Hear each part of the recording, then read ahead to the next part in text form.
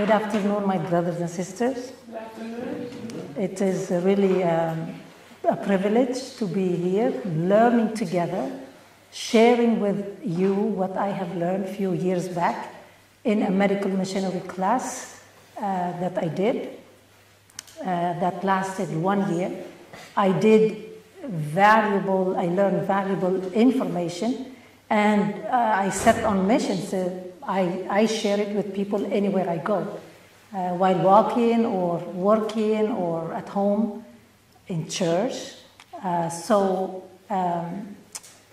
It is a privilege to be sharing with all of you today. We are going to go through the health reform message. We're not going to be able to cover all in 3 days, 6 sessions, but we're going to have a deeper idea of the things we already know, we already heard of. I pray that would be the case here with us. Before I really start, I would like to do another prayer, and that is: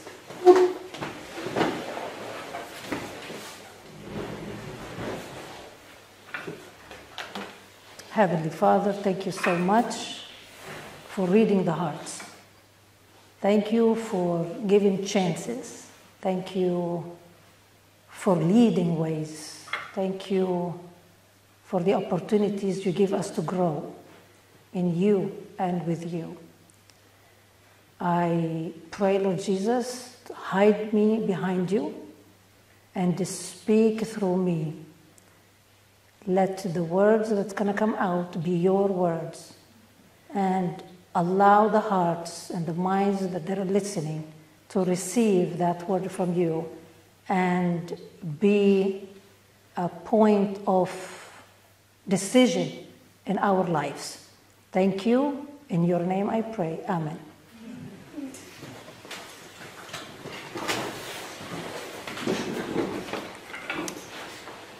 Let's read it together.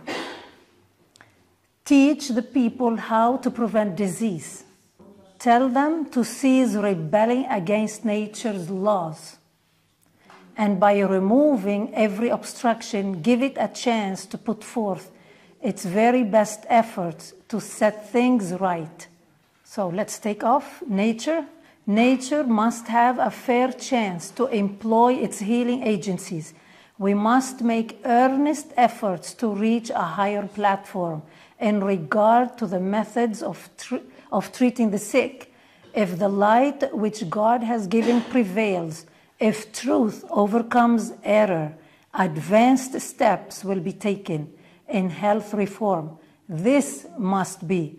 As you see, how many colors we see there? That's how many points we need to remember. God wants us to learn the new way of living, the new way of being healthy, His way, okay? What I like here, it says, tell them to cease rebelling against nature's laws. And this is what we will be looking at today. In this session, we will be looking in depth about the 8 laws of health. This is another quote from Proverbs 26, verse 2, part B, because this verse is longer than that, but we're concentrating on part B, the second section of it. It says, the curse causeless shall not come. What does it mean? What does it come to your mind when you read, the curse causeless shall not come?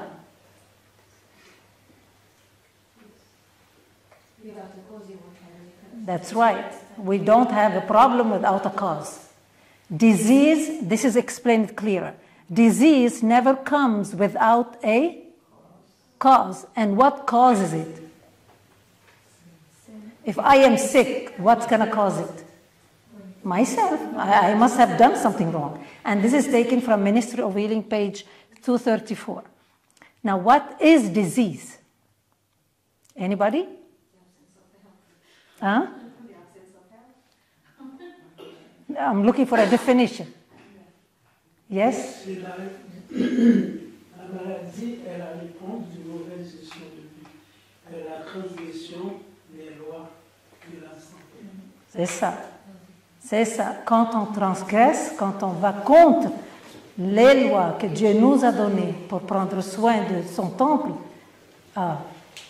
when we do overcome, when we transgress, when we disobey those laws of health, we have disease in us. But let's look more also what is disease here. Sister White said in Ministry of Healing, page 127, disease is an effort of nature to free the system from conditions that result from a violation of the laws of health. Sometimes when I have a headache or when your child have a fever, what do? We tend to panic, don't we?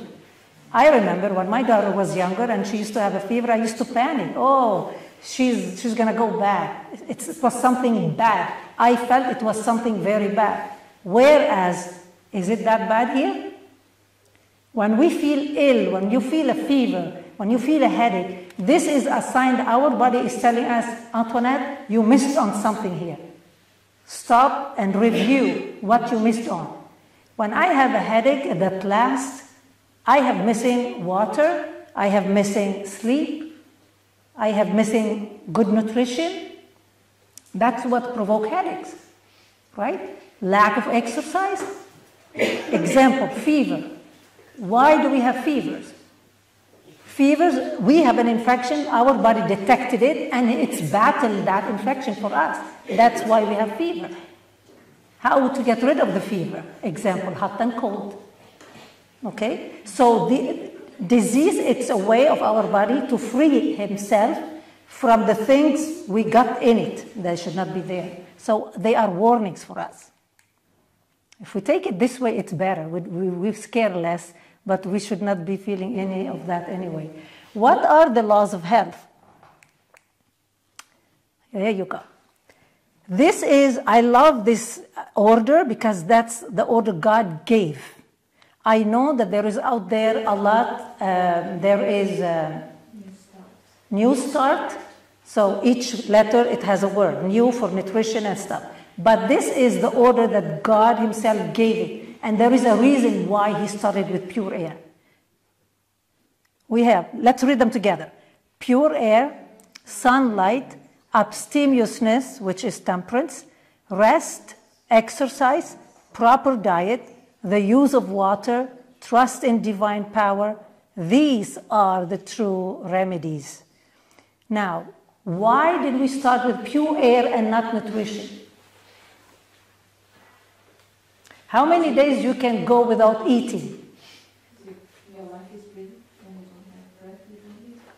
We can go a few days without eating, right? How many minutes you can go without air? Huh? Which would mean oxygen. Oxygen. Yes, 3 minutes max. That's right. So, pure air is important to have.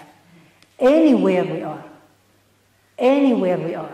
Even if we are in a house, we have to have fresh air. Even if you are in a minus 40 temperature, cold, you have to have fresh air. We will look at that more and at each one of them. So, pure air. Pure air. What does it do for us when we inhale pure air? What's in the air? Oxygen, right? What does the oxygen does for my body? For your body, what does it do? It's essential to life, first of all, because we agreed that we cannot go more than a few minutes without air. Well, we die. We turn blue and we cease there. Pure air vitalizes the blood. It helps the circulation going. When the oxygen we inhale go in, it's going to electrify the bloodstream, and the blood is going to flow even faster. It vitalizes the blood. It restores the mind. How many times you're having blues or you're not feeling well, and you go out and you inhale a fresh air, you feel better. It refreshes the mind. It kills germs, because germs, they don't like oxygen. Helps clean the lungs also. So pure air is very important. And when we are at home, we must always keep a door, a window, at least 1 or 2 inches open. Winter, summer, never mind the season. We have to have fresh air. I remember I read Sister White, she spoke when one of her sons were ill, and he was ill for a few days, and she was taking turns, she and James, but in the middle, and they were scared because it was going on for a while. They did hot and cold for him, but he was still in fever. And she said that it was not a vision, it was real. An angel, I think, I don't know if it was a real or a vision, but anyway, that's how it goes. The angel told her that if you didn't have the bottom of the door a little bit open, your kid would have died. So she did not have a window open, but she had under the door, there was like a space. The air was going in through there, and that made a big difference. So it's important to have open windows all the time in all the house, every room. So that's the advantage of being in country living. You're free, you can open it all the time and it's a fresh air. Sunlight. What does the sunlight do? When we say sunlight, what comes to your mind? Vitamin D, right? Vitamin D. Vitamin D. Actually, it's a hormone, but we call it vitamin D. Now, what sunlight do? Sunlight produces vitamin D. It kills germs, prevents 16 different types of cancer, helps normalize blood pressure, improves quality sleep, lifts depression, increase white blood cells, heals fungus. That's what I have, and it's healing because I'm spending outside. Infections, improves deep breathing, relieves asthma, reduces stress, regulates hormones, prevents and heals hundreds of diseases. Did you know that each cell in our body has a receptor for vitamin D? Every cell in our body, and we have billions of them, and they renew every day. They renew. We spit them out and new comes, but each one of them has a receptor for vitamin D. Why? Because it does have a big impact on the functioning of our body. The cell, we know, it's the core of our being, right? That's what keeps everything moving. And if our cell is healthy, the whole body, the organs are going to be healthy too. Now, what do we do to have sunlight? In countries like Canada, we for most of the year, we take supplements. And we take it in vitamin D3. It's a liquid. Liquid is the best form to have, not the capsule. The capsule is like a hard thing, and by the time it's breaking in our body, well, maybe we can get out with a quarter of the whole thing. Whereas the liquid, it goes straight in the bloodstream. It doesn't have to be break-in. It's fat soluble. Okay, and if you take supplements and if you go outside, you're not going to have an excess, because you can have excess with supplement. Okay, and we should not exceed 250. But if you go outside the whole day, you get all what you need as sunshine, you're not going to have excess. Your body will not store that excess. You're going to just use what your body needs for that day as vitamin D.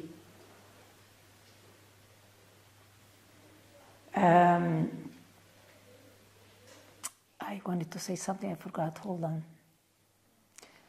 Vitamin D. It will come.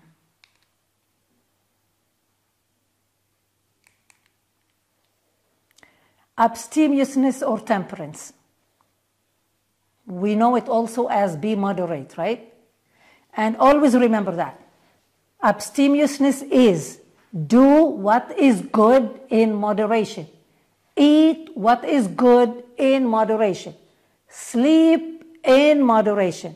Work in moderation. Play in moderation. Okay? And abstain from what is not good. That's all what it is, abstemiousness. And this, if you think, it applies to every area of our life, to every aspect of our life. To everything we do, it includes. We have to mind this abstemiousness, this temperance, this balance in life. Rest. How many of us likes to sleep? How many of us likes to relax? Do you? Do we? Okay. Let's see what does it do and how do we do that. Take short breaks throughout the day. Read a favorite book. Walking relaxes the mind. Rest from all work at least once a week. We know that. And what's the benefits of it? It improves daytime alertness. Have you noticed when you sleep a good night of sleep, how do you wake up in the morning? How do you wake up in the morning?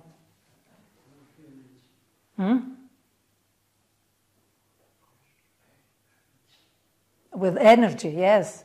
What else? Do you wake up clear mind? And if you don't wake up clear mind, I'm going to tell you why in a bit. I'm going to tell you now. You know that there is a set time for us to go to bed, eh? Normally, if you go with the olden days, my dad's time, he used to go down with sunset and rise with sunrise. And he lived until 96 years old. God bless him with long life. When the sun go down, the melatonin kicks in our body, and this is what helps us to have a nice, good night's sleep and to fall asleep.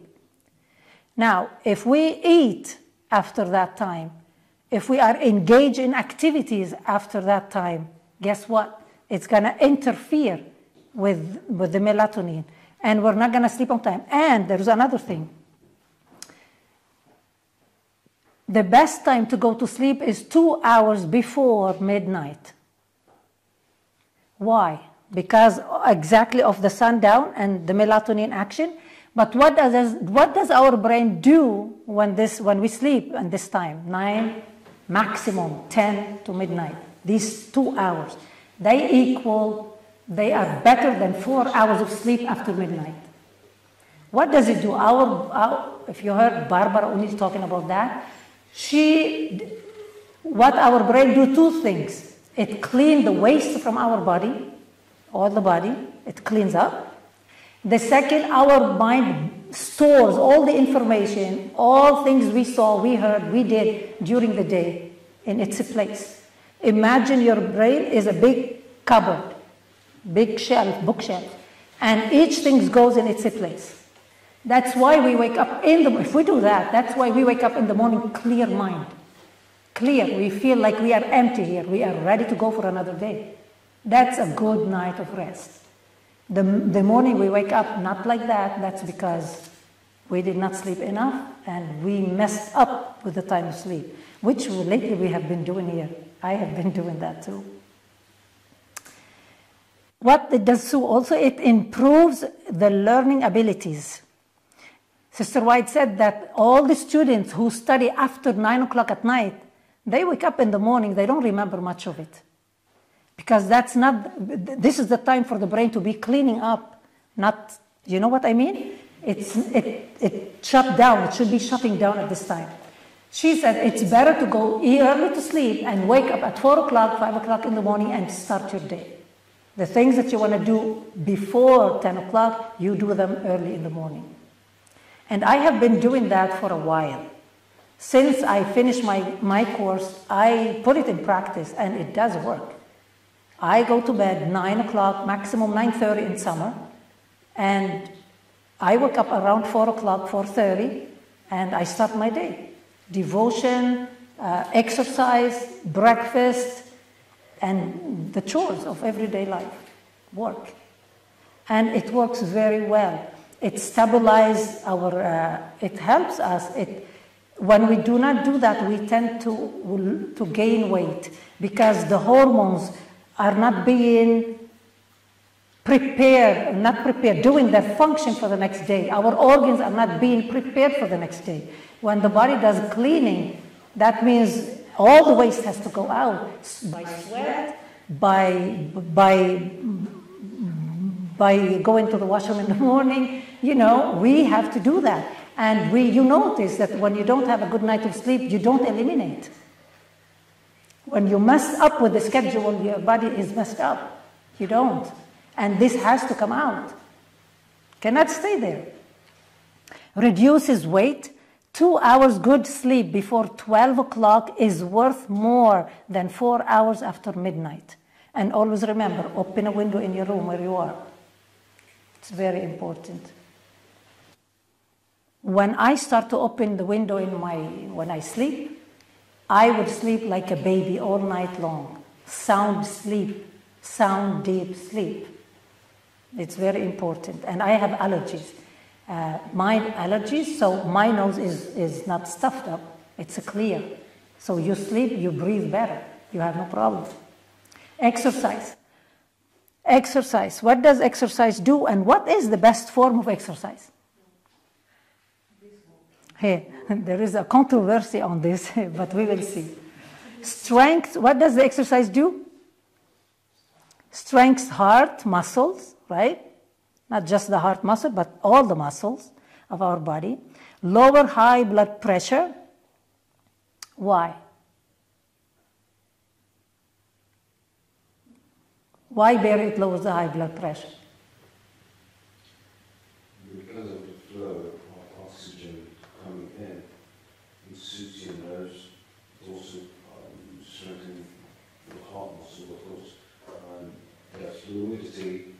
Your blood becomes fluid, so it flows naturally, and there's pressure on the heart and on the arteries and the veins and capillaries and whatnot. So this is why your blood pressure definitely is low. And why do we have high, thank you, why do we have high blood pressure? Because the arteries are clogged. Are clogged because of what we eat, because of lack of exercise. When we exercise, it warms up the inside. The blood is hot. It flows. Do you understand? It has a lot to do. What we do on the outside, it impacts a lot the inside. It impacts a lot the inside. That's why God gave us these 8 doctors for free. We don't need hospitals. We don't need doctors. If we adhere to these. Exercise reduces risk of cancer, burns excess fat, improves circulation, reduces stress, anxiety, strengthening bones by retaining calcium. When we take calcium and vitamin D, when you walk, every step you do, it liberates the calcium in the bone, to the bones. It activates the calcium that you have in your body, which is good, and that strengthens the bone. Walking is the best form of exercise. All the body is in motion. That is a quote from Ministry of Healing, Sister White. Walking is the best form of exercise. But doesn't hurt if you do stretching, if you do, muscle training at home, repetition of movements. Running is good, but walking is better. Running gives us an enlarged heart and make a pressure on the joints. After a few years, you see athletes, all of them with knee problems or some kind of problems. So walking is the best thing. And since I learned that, I start walking every morning, one hour and a half. And when I have time, I go 2 hours, and it's delicious. I don't want to go back in. And I am in the city. So walking is super good. I encourage you to do walk, or to include that in your daily activity. The best time is early in the morning when it's fresh. And when it rains, it's very good too, because we have negative ions. This do very good also for the body. And when you walk in the morning before breakfast, and for those who wants to lose weight or interested in losing weight, if you walk before breakfast, your body is going to start burning the excess fat that you have. That means you lose weight. After a certain time, you lose weight. Whereas if you have breakfast and you go for a walk, first of all, you're not going to be walking brisk walk as you would do in exercising. After breakfast or meal, normally you would walk, digestive walk, very leisurely walk, very slow walk, and that would massage the food down the stomach. That's it, what it does. But the exercise of walking, it should be before any meal. And that will also, the oxygen that we're going to inhale, it's going to open the appetite. When you go back home, you're ready to eat and to digest. Proper diet. Proper diet. We're gonna touch on this a little bit now, but in the evening we're gonna come back to it more in details. It involves digestion. It involves food combination. Okay, this is a very lengthy topic. Food. We're gonna touch it now, but we're gonna complete it more in the evening. So, what is a proper diet? What God did give us in Genesis 1:29? Yeah, that's it. That's what we see in the picture. Plant-based. Today we call it plant-based. It's better than vegan because vegan, it's all mixed up now. It became a fashion. But we call it plant-based diet advantages. What are those? We don't have cholesterol because did you know that our body produces cholesterol? You know that, right? Our body produces his own cholesterol. So when we overeat fat that we're not supposed to be eating, like animal products and byproducts, we have in our body collecting more excess of cholesterol. The cholesterol we have in our body, the body produces, is healthy for us. It's not bad. It's actually healthy. But what we eat on the side increases the level of cholesterol, and that becomes a problem. Its plant-based diet is high in fiber, it moderate in calories, rich in phytochemicals and antioxidants. Antioxidants, these are the ones that neutralize the free radicals in our body. And these free radicals, they do create problems in us. Okay? Now, Sister White says in Counsel on Diet and Food, page 310, grains, fruits, nuts, and vegetables constitute the diet chosen by our Creator. And there is another quote, it says that these items contain all the nutrients that our body needs, all the proteins, the fiber, the minerals, the vitamins that we need. We don't have to go somewhere else. We don't have to look at something else as option to eat. And that is, I'm referring to meat and byproduct, or bugs, or whatever coming their way. More fiber, less refined. More fruits and vegetables daily. More whole grains. Brown rice, brown flours, and nuts. Anything that is white has to come out. White stuff are stripped from the nutrients, from the fiber that we need to get. When we eat grains, we need the whole nutrients in it, otherwise we're going to miss on some. So the refined stuff are not good. Everything white has to go. And we need to learn how to eat the brown stuff, the brown rice, the brown flours, and we will be better nourished this way. The use of water. How many of you like to drink water?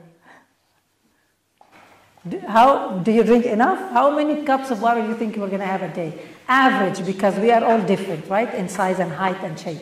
So average, we need to drink at least 1.5 liters, 2 liters, at least each one of us. Okay? Especially if we are working, if we are sweating, when we exercise. Because when you sweat, you're losing the water in your body. You need to refill that, right? We need to refill it. There is water in everything we do. Other than the water, the actual water we have to drink, our body is made of 75% of water. So we need water. We eliminate water, we have to replenish it. We have to refill it.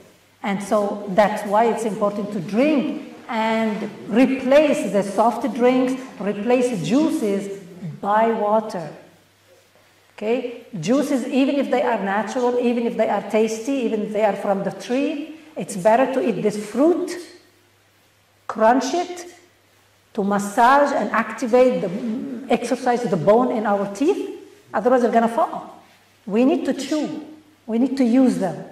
So it's better to start replacing water, the juice by water.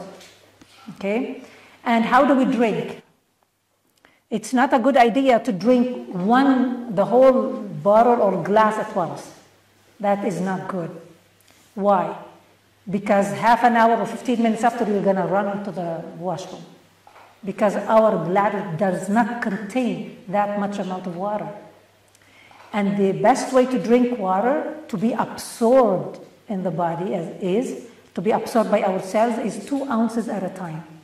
That means 2 mouthfuls at a time every 10-15 minutes.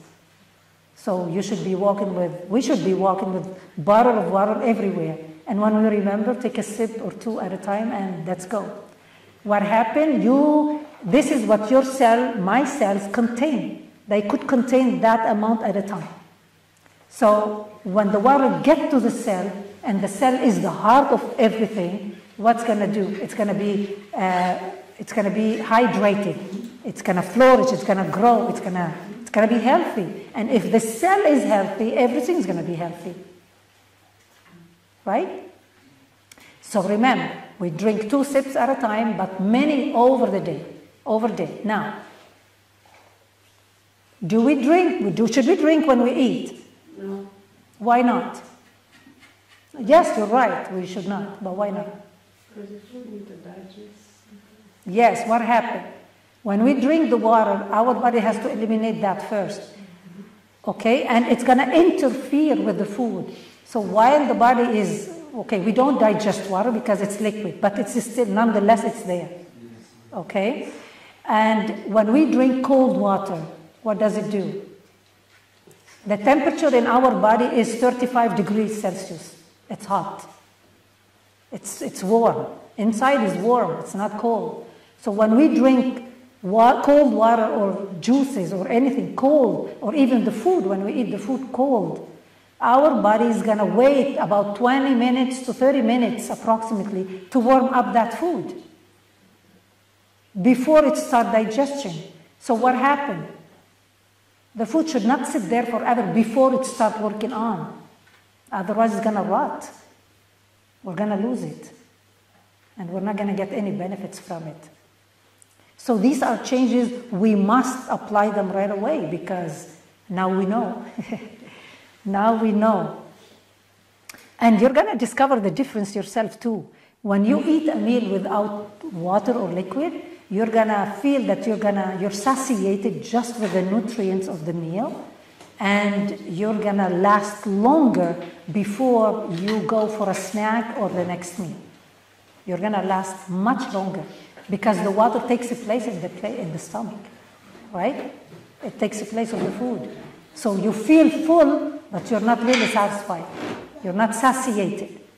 So we need to avoid drinking water or anything when we eat. The best thing to do is drink 15 minutes or half an hour before you start eating. You drink that before, and you eat, you wait 2 more hours, and then you start drinking again. 2 hours after the meal. Why? Because the food has been digested and out of the stomach. It's not going to be fermented, and it's not going to be rotten there. We took the use of it, and it's fine. And then we started drinking again until the next meal. And before 30 minutes or 15 minutes before the next meal, we drink again. Last time we drink, we eat, we wait 2 more hours, and we start to drink again. Okay? That's how our body is made, and we need to respect that. Look, God created us, and He knows how we are, how we function, how the organs He created, they do work. When you go to a dealership or a manufacturer of a car, the car comes with a manual, right?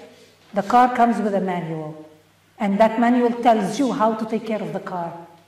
God created us, and He gave us this manual, the 8 laws of health. So if we want our body, which is the temple of the Holy Spirit, to work well, we need to treated well, to help it to function better. Do you remember what we read at all the beginning? If we give our body the chance to work nicely, appropriately, if we do not rebel and go against the 8 laws of health, we function properly. We don't have diseases. We don't have problems. We don't have indigestion. We don't have an discomfort in us. We're okay. We just need to learn how to work with our body. And your body tells you when you are doing something not good. It tells you. You feel heartburn. You feel cramps. You feel headaches. You feel drowsy. You feel sick, nauseated. These are signs that you did something wrong. Now, use of water also reduces risk of heart disease, reduce fatigue, remove impurity from the body, improves mental alertness. Hot foot bath can release and relieve headaches. Congestion in the lungs and head. Water is, we know how, you heard about hydrotherapy, I'm sure, and some of you may do it at home too. It's very important. When you have a headache, you put a cold compress on your head, and that would help. Or you can go take hot and cold shower fast. 3 minutes hot to 30 seconds cold as you can support. You don't want to faint there, but as cold as possible, 30 seconds, and it goes. When I got COVID, that's what I did. I had a tremendous headache. Actually, a migraine hit me. And I couldn't deal with it but in hot and cold shower. This is where I was free of it for a few hours until it hits me again, and I went back into the shower hot and cold again. And that took care of it. So we did talk about, we need to start the day with 2 to 4 glasses of warm water. And one of them, the last one, should be with half of a lemon juice. Why? To flush the system. Remember that when we sleep early, the body collects all the waste and wants to throw them out? Yeah. This water in the morning, when we drink it, that's going to help flushing the whole thing out. And the kidney, the liver, love lemon. It's a very good friend with lemon. So it cleanses the liver at the same time. Now, warm water to cleanse the system. Add lemon juice to one. Urine, our urine should be yellow, pale yellow. If it is darker than that, you're missing out of water. And if you have headaches and you have pain and aches, you're missing on water. Avoid drinking with meals. Drink between meals. We don't drink between meals. We avoid that. 15 to 30 minutes before meal. Room temperature. We said that because our inside is warm and we need to give it something the same similar temperature. Avoid soft drinks, teas, as a substitute for water. We need to secure, above all, that we're drinking enough water, and after you want to go for tea. And I'm not talking about the green tea, chai tea, and all these tea with caffeine. I'm not talking about those. I'm talking about herb tea, like mint tea, anise tea, the soft ones. We don't really use this for medicine. We don't use it as to replace water. Water is irreplaceable. We need to drink water. But if we are ill, yes, we have lots of remedy with teas, herbal teas. We spoke about hydrotherapy. Yes, hot and cold showers is very good. Anytime you have headaches, you have migraines, you have congestion, you do hot and cold. For fever, of course, for fever. For fever, we can do hot and cold. We can do sits. We can do compresses on the forehead, on the neck, on the back of the neck, or friction, cold friction, yes. It stimulates also the circulation, strengthens the immune system, good treatment for colds and flus. Water is invigorated. When you are thirsty, going up a mountain and you drink water, how do you feel? Refreshed. It strengthens us. Water is the best liquid possible to cleanse the tissues. There is no other way. Okay? Juices and all this are good, but they don't replace water. It's better to eat the fruit and not to drink it. We do go on juices sometimes when we are dealing with some condition. Okay, you want to do a detox, you want to do a cleanse, I don't know, you want to drink something specific because you have gut problem. Yes, we do have for specific short time on a drink, on those smoothies and all this stuff, or juices, actually fruit juices. Yes, we can do on them, but not always. This should not be a habit, okay? Because it will replace the water intake, and that's not what we want.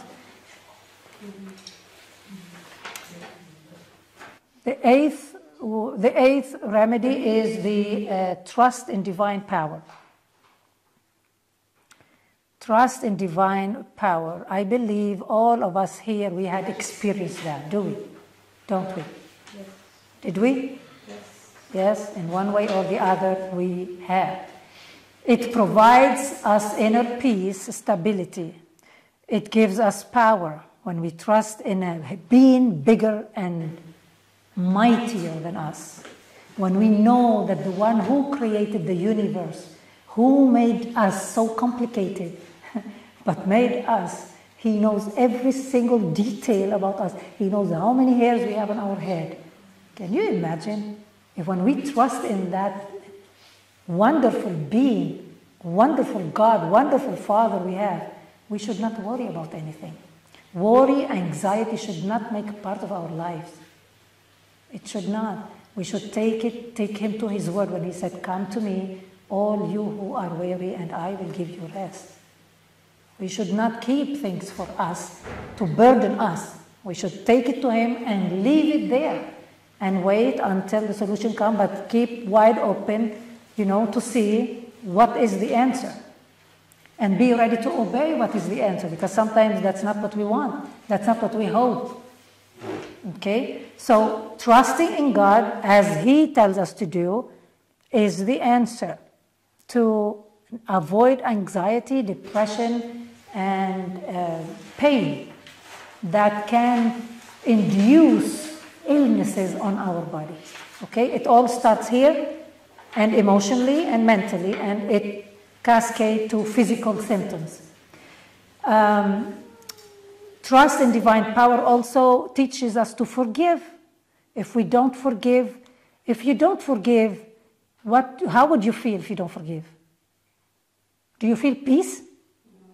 No. You feel heavy. Yeah. You are punishing yourself. You think you're punishing the other person, but you're punishing yourself. Okay, we should forgive. Gives hope, brings love into the heart, trust in God. And trust in God put love in our heart and in our homes, and also helps heal unresolved problems. Okay? So we need to trust in God. And through prayers, of course. That's the best way we talk to God, as we are talking to each other, as we are talking to a friend. We open the heart completely. Actually, we cannot hide anything from him. So since we cannot hide anything from him, go to him and tell him verbally everything you have. He likes to hear it still. Me, when my daughter was younger, I used to love for her to come to me and say, "Mommy, Mommy, Mommy, I heard that I did this, I did that." I love it. I saw it. But when she come to tell me or to ask me for something, I was very happy to hear her coming to me, looking up to me. And our Father in heaven is the same. He loves us when we come to him. He doesn't want us to be burdened with this life, but to be burdened with the gospel, yes. And that he takes care of it even in us. To conclude, I'm going to read this for you. And think, when you read this with me, in your heart, try to remember what we have seen already before, okay? The Lord gave his word to ancient Israel, that if they would cleave strictly to him and do all his requirements, he would keep them from all the diseases such as he had brought upon the Egyptians. But this promise was given on the condition of obedience. Had the Israelites obeyed the instruction they received and profited by their advantages, if they followed through, they would have been the world's object lesson of health and prosperity. Aren't we supposed to be such people today? Yes, we are, because we do have the health message. The Israelites failed of fulfilling God's purpose and thus failed of receiving the blessings that might have been theirs. We don't want to do that. We do not want to go in a path where to inflict on ourselves pain or any kind of disease. It's not because there is a disease in the family, hereditary disease, that I have to have it. No, that is not true. If my father had heart problem or diabetes, I am prone to have the same if I follow the same habits and conditions that he did follow. Then yes, I will get the same because I am prone on it. It's in my gene, right? But in the light of the 8 laws of health, we know what to do, what not to do. And simply by putting this into practice, I am not going to have the heart problem that my dad had. I'm not going to have the diabetes. I'm not going to have any of what they had before. Just because I changed my lifestyle to make it fit and work for my body, to keep me safe from this. Okay? But in Joseph and Daniel, in Moses and Elijah, okay, hold on, let me go back. Let's read. The Israelites failed of fulfilling God's purpose and thus failed of receiving the blessings that might have been theirs. But in Joseph, not all of them failed, okay? Few, they did well. In Joseph and Daniel, in Moses and Elijah, and many others, we have noble examples of the results of the true plan of living, like faithfulness. Today will produce like results. They had the same laws that we have today. They followed it, they got good results. And look what happened to Daniel. Look what happened to Joseph. Remember? They were mighty in their time in Egypt. Remember, to us it is written, ye are a chosen generation, a royal priesthood, a holy nation, a peculiar people, that ye should show forth the praises of him who has called you out of darkness into his marvelous light. Remember, we were created to his image. Being ill and sick, that's not reflecting our Father's image. He gave us the recipe how to be just like him, physically and in character as well. And actually, if we are physically good, we're going to be good in character too. Because what we ingest, it affects a lot our character. A lot. It's going to either clog or open our mind. It's either going to help us understand what we read or don't understand. So I pray that going forward, by God's grace, we ask for help to start these changes. If you see that you need to do some changes, pray about it and let's start to apply it, because it's only going to do good for us. Because God said so. And may God's grace be with us all. Thank you. Tonight we're going to be looking at digestion and food combination. And this is super important. So I encourage all of us to come at 6:30, I think, Pastor? 6:30 to listen, to learn more. Okay? Thank you. Do I have any question? Any question? No? Okay. Also, but if you like to make green smoothie in the morning, is that fine? I can't hear you. Green smoothie, like with spinach and apples, is that okay? We're going to talk about this evening, food combination. Okay. Yes. Yeah, that's a good question. I can tell you from now, no, but we're going to see why. Why not? Okay? Yeah. All right. We can pray.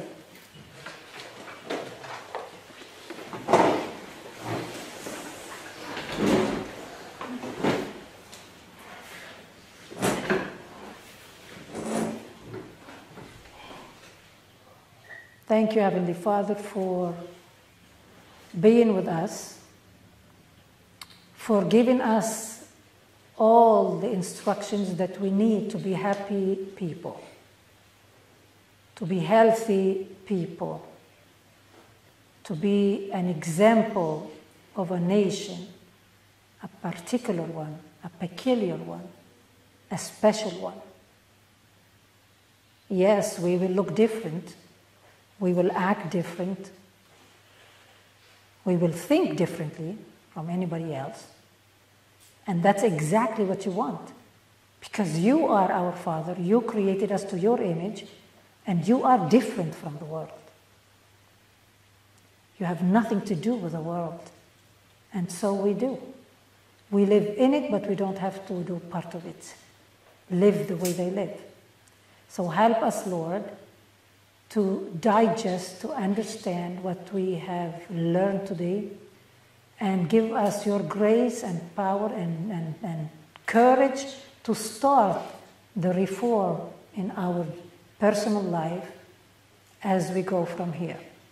We thank you for being with us and continuing with us throughout all this day. In Jesus' mighty name we ask, Amen.